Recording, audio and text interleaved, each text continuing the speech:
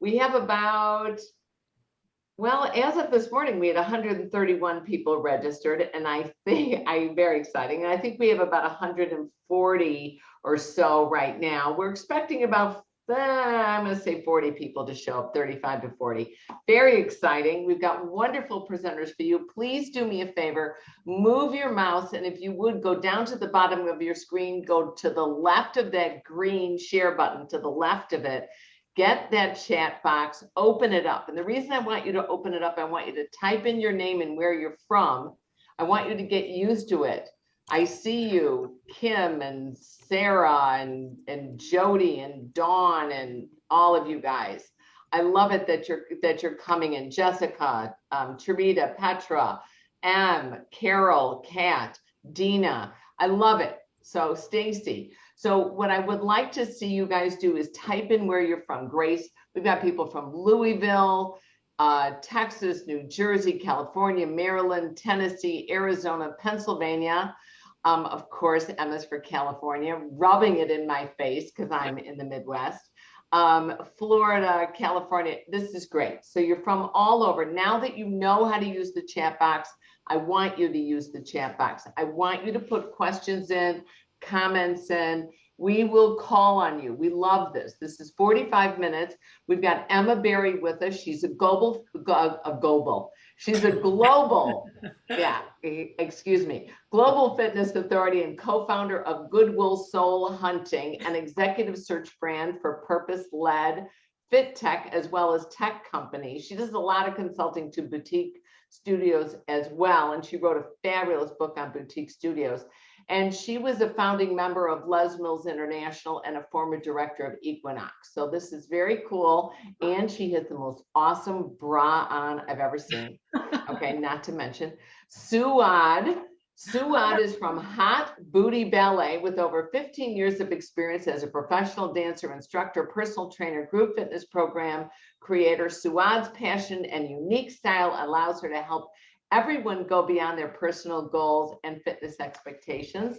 And then we also have Jeff Howard, who is taking the place of Myrna Brady, who unfortunately has laryngitis. And Jeff is amazing. Jeff leads the SCW group exercise certification. He leads our SCW aqua certification. He owns his own facility. Why? I'm still trying to convince him not to, but he loves it. He's still streaming.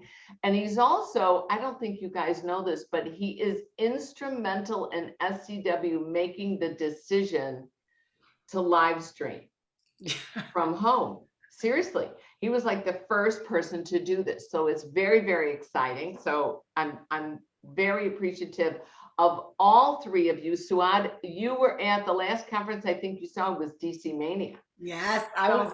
It's very interesting. And I'm going to start with you, Emma, and I'm going to ask you, you know, as more individuals become fully vaccinated and brick and mortar clubs prepare to return for the members, what can we expect for the future, and what role will technology play when we begin to operate? Me? Yeah. Okay, right. Yeah. So look, I think we know, I think we're all living in different parts of the country. I spend a lot of time consulting to Europe and the UK and parts of Asia and down under in Australia and New Zealand. It is a mixed bag, and it's much like the elections, right? So there's a lot going on. We've got clubs mainly open, but there's different rules. It's the same when we go to the restaurant. Sometimes I'm in a mask, sometimes I'm not. Sometimes we're vaccinated, sometimes we're not. We're moving to a world where we're going to have to produce some kind of proof or paperwork or passport. And again, that's all divided. So I think in the same way, Sarah's, you're preparing for Mania Live, you know, we're going to have different rules so that whoever's attending feels comfortable and feels safe. So we're going to be moving in this mixed world. So regarding technology, I think a lot of people, anyone who's been progressive in this time, has looked at boutiques and thought, man, those guys have done a lot of things right. Everything's automated in the back end. I book online, I pay online, I order my shake online, I get my marketing pushed to me online. I've got predictive programming going in the background. And then depending what your budget and how forward thinking you are, maybe you're engaging in ML and AI. So I'm just saying not everyone's doing that, but that is where the world is going. Why? because that's what Amazon's doing. That's what Waze is doing. That's what Netflix is doing. So we have to look outside the sector to see how we're being driven to our behaviors, and that's going to come to club life. So we've looked at the boutiques, we've also looked at the budgets, and the budgets are very automated. I can go to a pretty cheap club and everything's on here, on my app, my stuff, my things. We've got wearables, okay? So whether or not your club has tightened up their back end, the way that you pay, do you know me as a customer, as a member, and can you feed me more of the things that I like, and can you stop feeding me the things that I don't like? So that is the world that we're moving to, because that's what the greater world is moving to. Now, where people are on that transformation, who knows? So that's one part of technology, is what I would call the back end, all the operations that support everything from payroll to payment to push marketing, all of that stuff, texting, SMS, the whole thing. Then I would say that clubs also have this opportunity to lift the experience.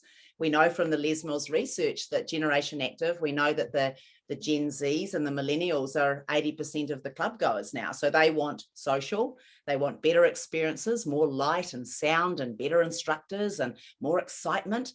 They want more social spaces and more pushing and things like this. So I think technology's got a part to play there.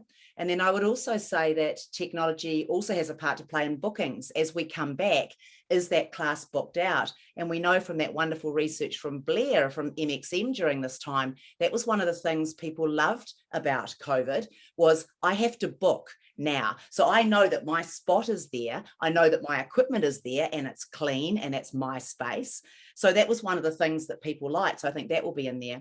And then when I look into the hygiene part of it, we're seeing air and ultraviolet, different lights coming in and being able to sanitize, and maybe the air is cleaner, because that was another thing from the MXM research, that people really valued clean air, whether they were outdoors or indoors.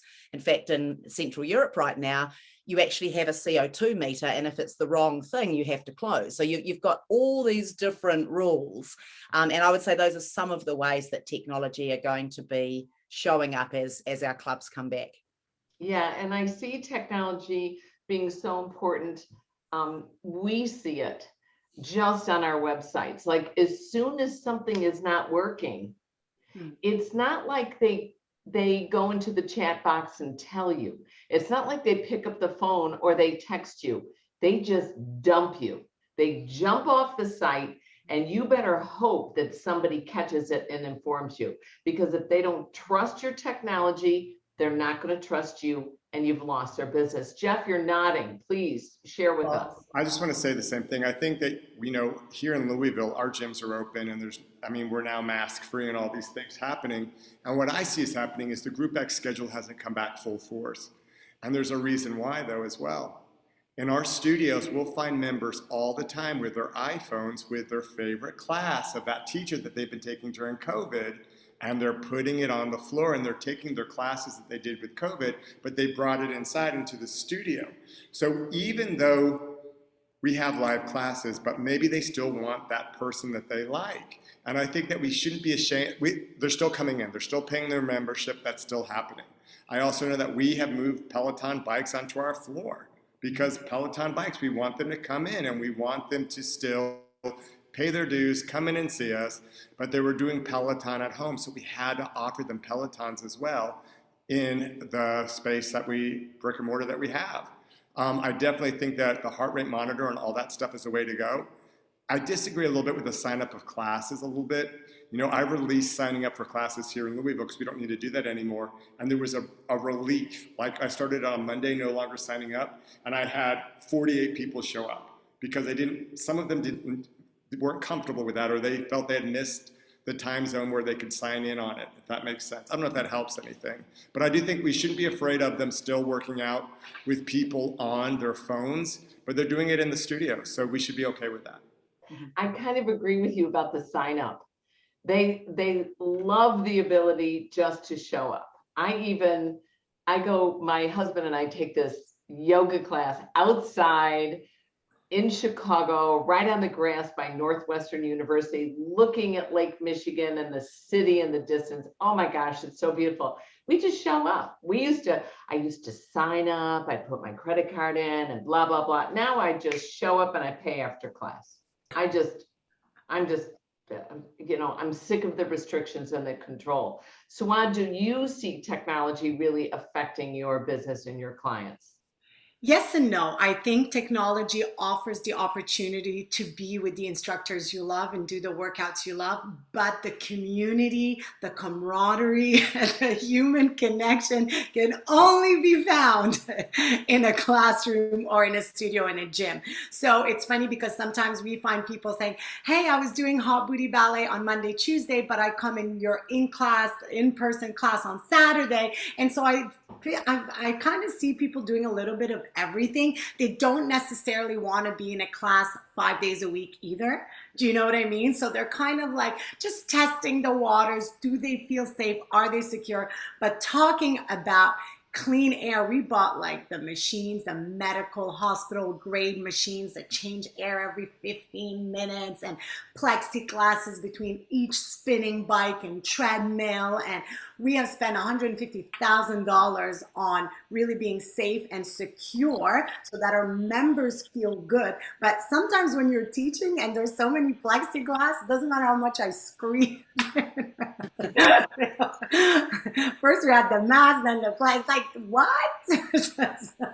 One of the things that we found that was really, that I've heard over and over again, which was kind of a surprise. You guys know I love water exercise, was that the water exercise kind of came back first. And part of that is because you go into the water and it's like you're in a vat of bleach. The CDC, the Center for Disease Control, says that water, chlorinated water has 6 times the strength to kill the coronavirus.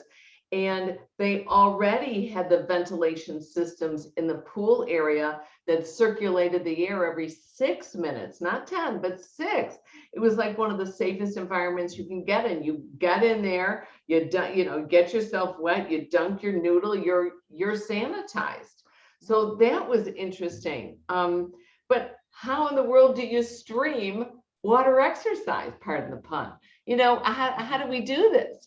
You can't do it. So it's like Water in Motion. What we did is we actually worked and developed a chair class for the water exercise people, so that at least some of the people that couldn't participate now could with the programming. So it's also adapting the programming. So we love the technology that this brought. And Emma, I'm totally with you on this AI, this artificial intelligence. Like Netflix knows what I want to watch now.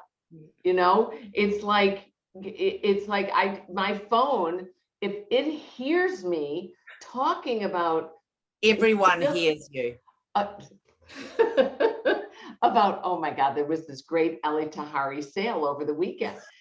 Boom, on my phone, in my, on my emails, it's popping up, scaring me with this top. So I had to buy it.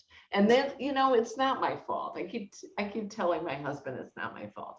So now I'm thinking, how do I convert my virtual clients to come live into my club, to come into the club? Now, Suad, you spent a lot of money, renovating your club to make them come in. And then you also have been filming, right? Yes. So I think there's a couple of things. The way you bring them in is the energy, the scenery, the welcome, the smile, would you like a shake today? No one's giving you a shake or making you a shake at home.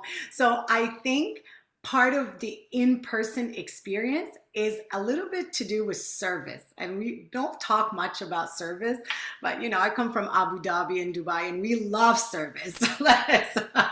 We love the towel, and we love the smoothie, and we love that there's people cleaning our machines before and after. Customer service, you will never have that ability online. Now, I've been doing a lot of online, and let me tell you, Sarah, I have done thousands of hours, and it was mainly because people had time and had nowhere to go. So they were saying, hey, can we train 5 days a week? And sometimes I'm like, oh, I was so tired of training everybody every day. I was in my basement for 12 hours a day. My husband would laugh at me. He's like, dinner's ready. Like 1 hour a day I would come up.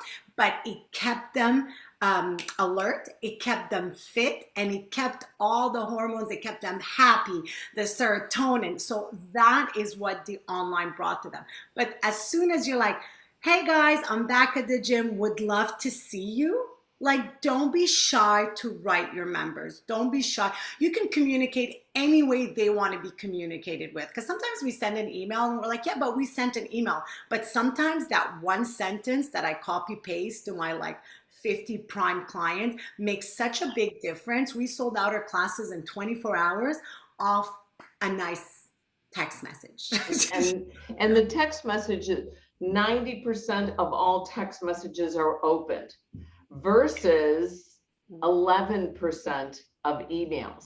The other thing that's quite interesting is I do a talk show with Ursa, and we've been doing this monthly talk and takes talk show. So I do all this research because I don't know, I have no time. I have no idea why I do this. Impulse buys happen 16% online, impulse buys.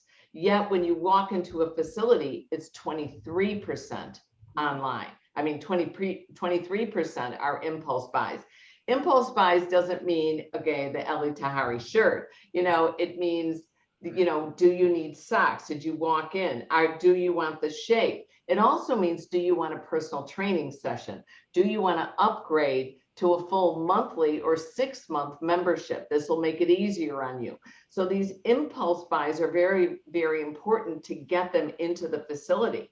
And I know, you know, Emma, you're focused not only on the boutique studios, but you're also involved in Europe a lot in converting the virtual clients to live in person.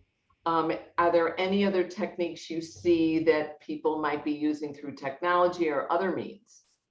Yeah, I think it's really just taking what Suada's already said, is that when people come together, it's contextual, right? Like if we're coming to a club, you'd better be lifting your standards and making it really welcoming and really special, and doing all of that social interaction that you cannot do on the screen, and become more human. So this is an opportunity, and I do spend a lot of time in the book talking about this.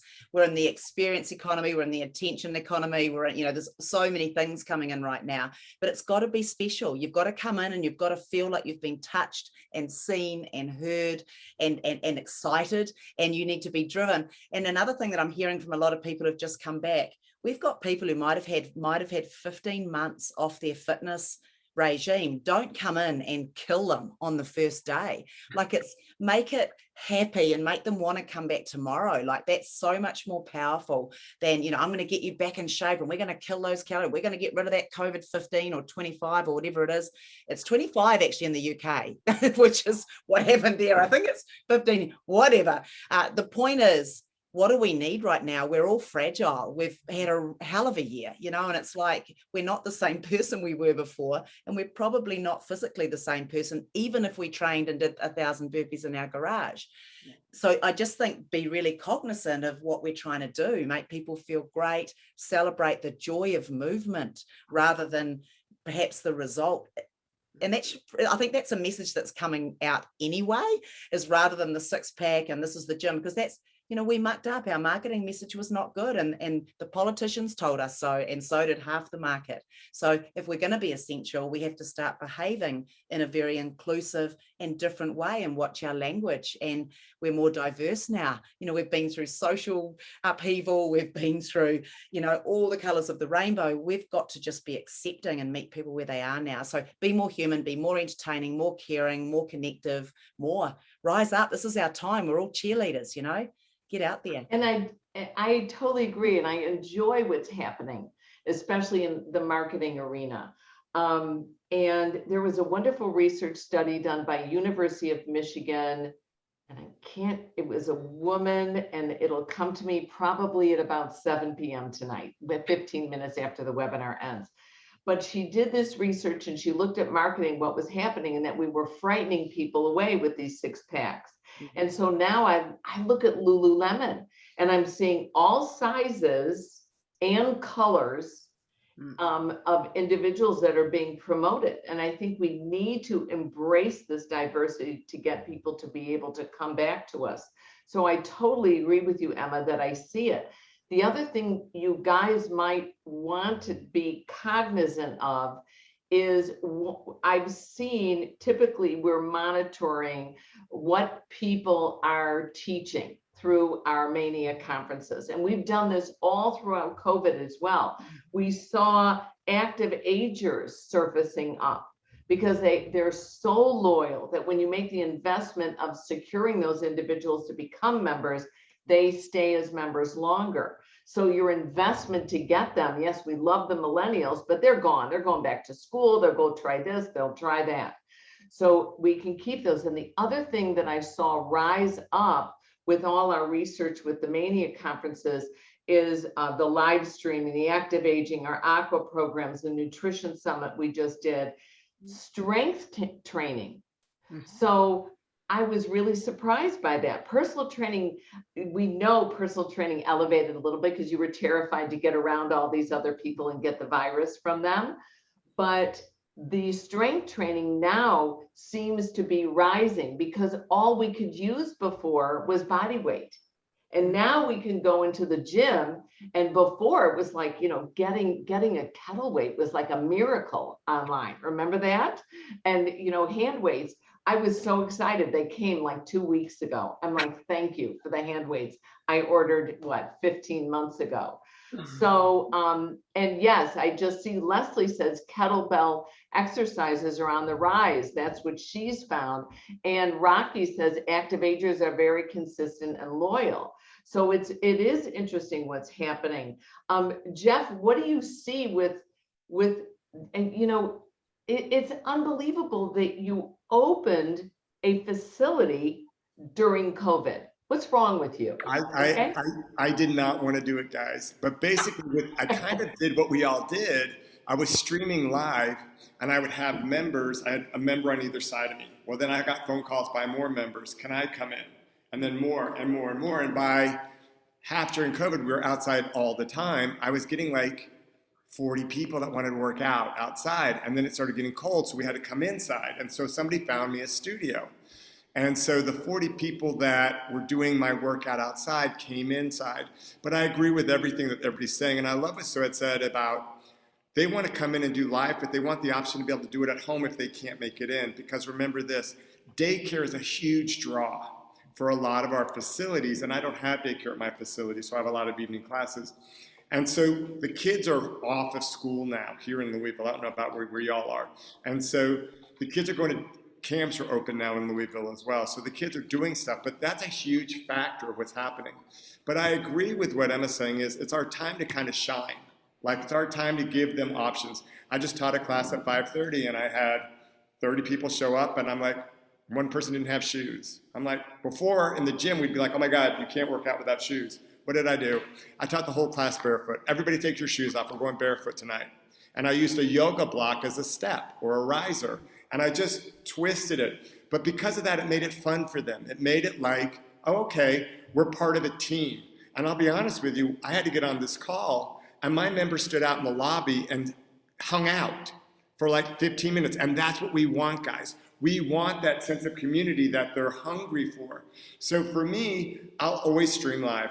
Right now when I taught my class, I have my iPhone there on a tripod, and I have the people I'm streaming to watch it at home. But my attention goes to my class. I mean, it goes to both. But I'm just saying, it's the problem I had when Milestone opened up the club I was with and I was in charge of, they wanted me to stop streaming because they thought the members wouldn't come in. They didn't have the foresight to think we could upcharge them, or we could have two separate memberships, one for just live streaming and one for this. They could have maneuvered it, especially at the very beginning, because people were so afraid to come back. I think they might understand it better now, but you guys don't ever be afraid of, some of them are gonna stay home, but now it's just because it's a habit and they have the equipment. But I agree with you, even the class I teach, I'm thinking about the active agers. I have Mark in there who's 68, and then I have a 20-year-old. And Monday, I had 3 new people that I used to teach from way back when that are like, I'm out of shape, I wanna come see you, da-da-da-da-da. And I have to make sure that they feel as welcome with this tribe I've made happen. And they did feel it. They felt it, and they all bought their 10 packs and they left, and I might see them again, I don't know. And that's great, because if you can get them in, again, statistically, more people are going to impulse buy if you can look at them and talk to them face to face. The other thing, Jeff, that I really admire you is doing the hybrid class. And Rocky just asked, was it hard at first doing hybrid? I mean, I can speak to that. I taught hybrid at the YMCA. I've got the angle of the camera's angling at me. I'm using a microphone that I had to take, they put the speaker up on the camera, okay, facing me. I'm like, I don't want the speaker facing me. I want it facing out, the live people. So you've got to think of all these things, and it's hard. How did you adjust, Jeff, to do that? Great question. At first I was catering most to the audience that was tuning in. Most like I was ignoring the people behind me, and I was focusing more on the people at home. Now I do a bit of both. And I'm going to be honest with you guys, Rocky, they like at home to see the interaction you're having with the members. They feel a part of it then. They like to hear banter. They like to hear correctional cueing. They like to feel a part of it, even if they're at home. Because let's be honest with you, like everybody's saying on this panel, if they're not having fun, they're not going to come back. And so part of that enjoyment is hearing stories and hearing what we're doing, as well as correcting. But it's hard at first. I mean, I think all of us can say it's a challenge, but it's like anything we do the first time. Remember when a child starts to walk, what does he do? He falls down. But what does he do? He gets back up and he tries it again. Anytime you do something the first time, it's going to be a little bit like, what have I done? But then it becomes naturally a little bit easier and easier every time. I'd love to hear. Go ahead. And I do think that people enjoy seeing the human side. Like I teach yoga out of my basement. I do it virtually. We're going to start opening up my yoga class on Mondays and Fridays. I love starting my week and ending my week on Talent Hack. So I'll send out an email on that. I'm very excited about doing it. But I was teaching my yoga class and the dog comes in. And what does Buster do immediately? He does downward dog and he does it right with me. And I'm like, oh my God, you can't pay money for things like this. And then right during Shavasana, he's laying on his back and I'm rubbing his belly. I'm going, oh my God, I can't believe I forgot to put him upstairs in the bedroom. I can't believe I forgot. And I'm laughing. From then on, every class I have to bring the dog. They like the dog better than me. So how did you adjust and how do you do your hybrid? Well, it's a very good question, and I'm a little bit different from Jeff. So the way I did it is I would shoot the videos, the workout videos. So we started when COVID hit, we did a 14-day and we gave it for free to everybody. So we kind of just started, we shot it in my condo, and then we opened the entire platform for free for all healthcare workers. Then I went to Mexico and I shot for 5 months, hundreds of videos of beaches to give them a little bit of hope and a scenery behind them. I like the in-class and, streaming at the same time.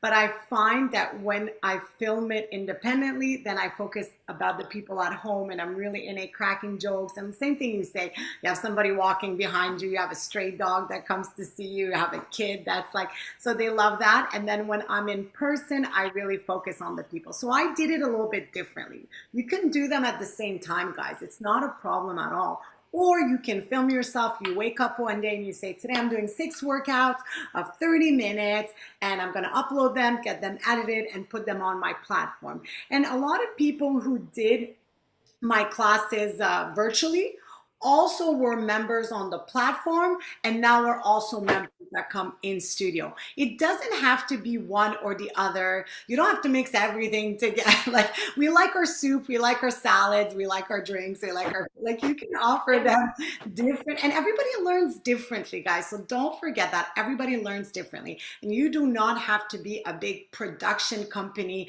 to put, like Jeff says, tripod, camera, mic, 1, 2, 1, 2. What I like what you're saying is, it's basically what you're saying is be authentic. Mm-hmm. Be what feels comfortable for you. Okay. Exactly. And that's what works. and it does work.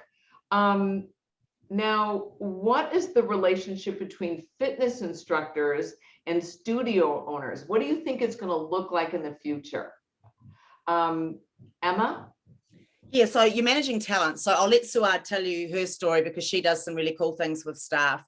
The power has shifted a little bit. So we were talking before the call, there's a bunch of people who had to go and get a real job, or they had to go and do something else because clubs closed. So, and our industry has always been relatively hobbyist. We're only 50 years old, so we're just babies in the scheme of things. So we've all been doing it because we love it. No one's really retired. Well, a few people now at this point have probably retired on being an instructor, but you get the point. It was pretty much for love.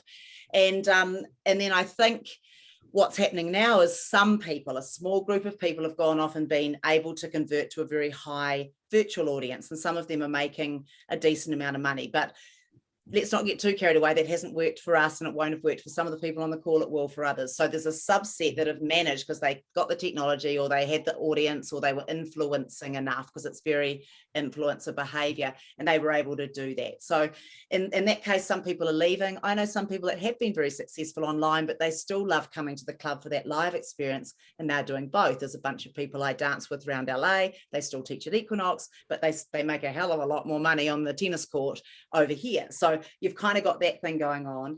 Then you've got sort of a shortage of instructors. Then you've got instructors, and you've got, let's face it, some clubs are under operational strain as well. So, you know, and we've got increased cleaning procedures. So you've got more operational cost, less classes. Some of those instructors who haven't come back, the ones that do come back you want, are probably more expensive. So there's a lot of complexity to deal with, but mainly people are so happy to come back and do what they love and step back into their why, which is I'm here to help people. So I think you're going to see a lot of talent management. You've now got sometimes the manager now has to manage a virtual experience as well. If your brand is big enough and important enough, you'll also find you actually need now 2 teams with 2 different focuses, because trying to do all things for all people doesn't necessarily go unless you have a community that really wants Jeff at 5 o'clock or whenever they want. So it really comes down to your set of circumstances and culture, and even the booking thing, because we tried to push booking into Equinox back in my day. People hated it. They don't like the inconvenience. But if I go to a boutique, if I can't book a slot, I'm really not happy, because it means it's not guaranteed. So to me, there's a great divide. It all comes down to culture, I would say. So yeah, it's going to be mixed, and I think the role of the manager is going to change as well. I mean, I've seen a lot of people have taken out whole lines of leadership in the way that they're managing their clubs now. I also think we're going to have a lot of pressure from people who are building big business. We've had a lot of money coming from other industries that will professionalize clubs as well. So I think there'll be some shifts there. Even pre-COVID, we saw a lot of instructors coming together, the group fitness and the personal training coming together and being managed as one, so that there was less of this and more of just serving the members. So I think there'll be a lot of things, and we're seeing that in the recruitment space as well. Lots of shifting of organizational charts and responsibilities. Yes, and shifting of responsibilities. We found that a lot of people, some instructors just didn't want to come back out of fear. You know, like, do I wear a mask? Do I not wear a mask? I got to be honest with you. I taught yoga with a mask. It was horrible, horrible. I'm deaf. Okay, that's for one thing, if nobody could tell. I'm just deaf. I've been screaming for, what am I, 62? So I've been screaming for 50 years now. I've been teaching since I was like 12. So, and then I have 4 kids on top of that, talk about screaming. So I'm deaf, you know, I'm looking at people, I can't see their face. I can't see if they can, you know, if they understand me. And I can't use it. And you've got a microphone. Are you correct? What are you talking about with the microphone and the mask on there? And don't tell me that a shield is going to do anything. So it was very difficult. So it was difficult to go back, and people just said, I'm not going back. I'm not teaching. And then sometimes when you get out of doing something, other things start taking precedence. I can't believe I started cooking. I know. Shut up, Emma. Most of us learned that 50 years ago, Sarah. I know, but I'm just not a cook. And now I'm cooking. It's like exciting. It's like I've got these. I'm posting it, but we lost them, and it is scary that I want to be able to pull these people back and get them teaching, and it was interesting. One of the club owners said, well, we need to really encourage these instructors to come back. Jeff, you didn't go back. And Jeff, I'll come to you in 1 second, but Emma mentioned, Suad, you had some special things you were doing to bring instructors back. Well, first and foremost, like you said, Sarah, we were all instructors. Okay, so we are the people and we are the managers and we are the owners, right? So sometimes when you're an owner and you're going through, you're losing money, you might lose your space, you don't really think of ways how to get instructors back and accommodate them. So it takes a little bit of the middleman. I always call myself the middleman between the fitness professionals and the owners. And I came up with tons of awesome ideas you guys can incorporate that doesn't cost the owners a penny. So we give them 50% off to get them back. I give them 50% off massages, physio, osteo, and everything. Every time you come to teach a class, you get a free smoothie or coffee. We also act like their agent. So I get a lot of fundraisers, events, so I give them opportunities. I also give them $200 every time somebody signs up for a year. So imagine you sign up 6 people, you're doing $1,200 extra a month. That's more than what you're making teaching. So I encourage them. They are my marketing billboard. They are the best people I can have talking about my health club. I give 50% off for their spouse. I let them bring their children and leave them in the staff room if they need to and they don't have a babysitter. We do so many awesome things. We buy the equipment from them if they're supplying it. Whatever we can do to help them. I have a list of 15 incentives. I can send it to you guys. And they don't want to leave. They come back because it costs $100 a massage. They'll come back to teach 1 hour. And the nice thing is when you do it, these are great ideas for owners to do. But I'm going to tell you, a lot of us here are instructors. Yeah. And this means if you can bring this idea to the owners and the managers gently, yes, and say, I have an idea. Is there a way that if I'm, that I'm stuck here and I can't get a babysitter, would it be okay if I left them with an iPhone, an iPad, that they could watch a video while I'm teaching my 45-minute or my hour class? You can gently go into your owners and say, I haven't gotten an evaluation in the past 6 months. I've written some things down myself. Do you mind if we discuss this? If your owners and managers are running around like chickens with their head cut off, keeping the doors open, paying the bookkeeper, paying the accountant, negotiating rent, trust me, there's a lot to keep those doors open. Help them help you. And Sarah, you're so right. And it can be anything. It can be like, I'm going to do a webinar on better sleep or healthy back, or I'm going to give you 3 posts every week and I want an extra $25. Like, think of all the things they don't want to deal with. Do it for them, help them with it. And I guarantee you from a manager, we'll take it. It's funny. Agnes just wrote, I would have loved to have you as a gym owner. I couldn't even buy noodles and get it reimbursed. You know what you do? Trust me, wait until September. Go to the dollar store. They're all $1. Buy them, throw them in your basement, bring them yourselves. But Jeff, you had a situation where you couldn't go back to Milestone because how many classes did they want you to teach? Well, the thing is, it was funny when the gyms opened up, they wanted to bring in their heavy hitters, as they called them. And I was popular, so they wanted to bring me back, and they brought me back doing 27 classes the first week. And physically, I wasn't up to the fitness level that I was when I left. So it was a lot for me. And then that was week 1. And then week 2, we were going to open up our pool, and they said we wanted to teach another 12 classes on top of that. And in the day when I worked for Equinox, I managed an Equinox as well, but I would teach 36 classes because at that time I was younger and I just was stupid. I'm not as stupid now. I didn't want to go back and teach those classes, and I was led that. I think this is the deal. If your employee was good to you during COVID and kept chain of command and let you talk to you along the way of what was going on with the club, I think those people came back. I think if the clubs treated us well as instructors, then you came back. I think that if we were not treated well or we weren't communicated well, I think that's when we felt a little maybe taken advantage of.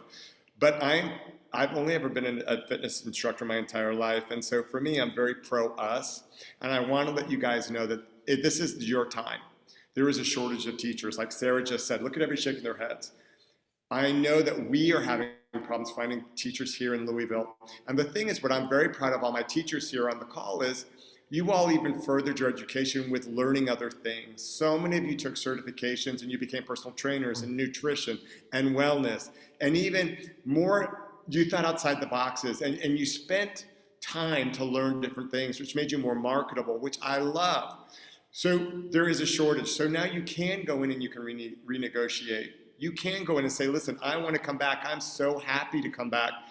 Let me start at my salary, we said, because they wanted to bring me back less salary, less per class, bite one for the team, take one for the team. And I'm like, but have you all cut your salaries? And nobody in my company had cut their salaries from the CEO down. So I was like, why do I have to bite the bullet as, because we're fitness, we're not cheerleaders. We have degrees as well. So what I want to say though, I think that this is the time, guys, that you can renegotiate, get hired back. Say, I want to renegotiate in 3 months if I do a job, if I do my job well, if I bring people in, if I continue to do my process. All I'm saying is this, there's a lot happening. Now, I think the bigger box gyms are a little bit more looking at the bottom line. The boutique gyms that are driven from instructors, we might need to look a little bit that way. They'll train you in their way of teaching, but I'm saying they will pay you. All of our clubs, like the Orange Theories, the cycle classes that are Cycle Bar here, and we have Shred 502, and we have all these different things. Probably the ballet thing that Sweat does. Those boutique places are set up differently. They're set up that they pay you per person and they get a percentage of the person and da-da-da. So if you have always taught maybe at a box situation, don't just look there anymore. Maybe look around a little bit, guys, because even myself, I was hired to work at a boutique gym and the pay structure was going to be $150 a class, guaranteed. And so you have to look at those things. Okay, so I don't know, does that answer the question? It definitely answers the question. And I'm looking at the time, I'm like, we could sit here for 3 hours, definitely 3 hours. So what I'm going to do, you guys, I'm going to show you a really quick video because I'm always doing this. Ooh, hello, what's that? That's my talent hack page. Is that your old nose or new nose? That's my new nose. I just got these photos done when I got my nose fixed because I broken it. I'm going to show you this.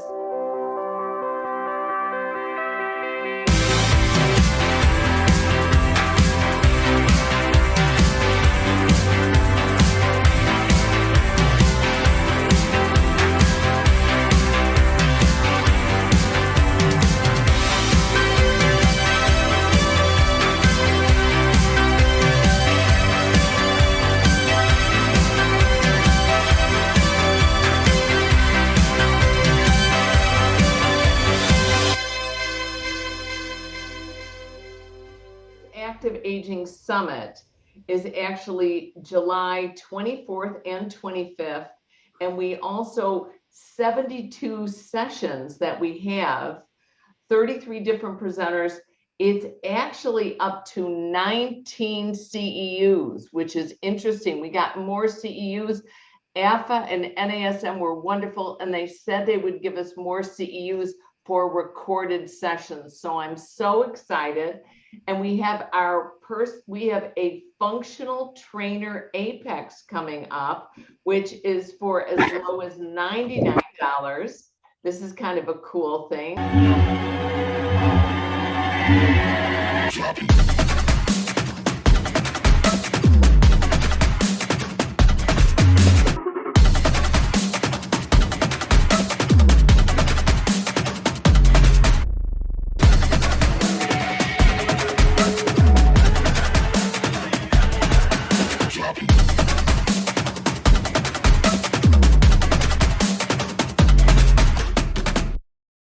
That's kind of cool. That's August 28th and 29th.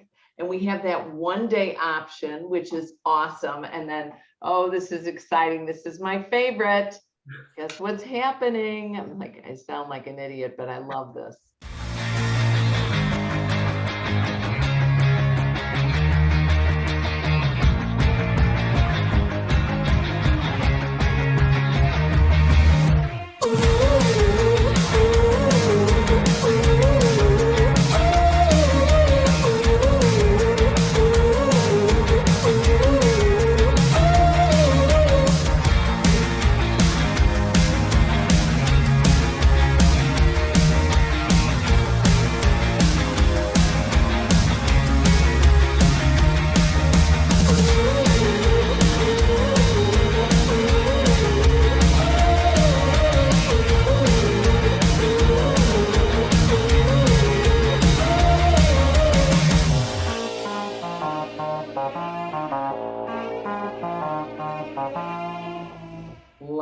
I'm so excited. We're actually going to be able to see people without masks on. It's like a miracle. All right, I want to thank you, Emma. Thank you so much for joining us. Jeff, thank you for stepping in for Myrna. I so appreciate it. Suad, it's wonderful to see your beautiful face from Hot Booty Ballet. And Sean Carlson, we love you. We appreciate you. She ran the webinar tonight, and she runs our event scheduling. So thank you all for joining us. I'm Sara Kooperman from SCW. We'll see you on Thursday. Take care.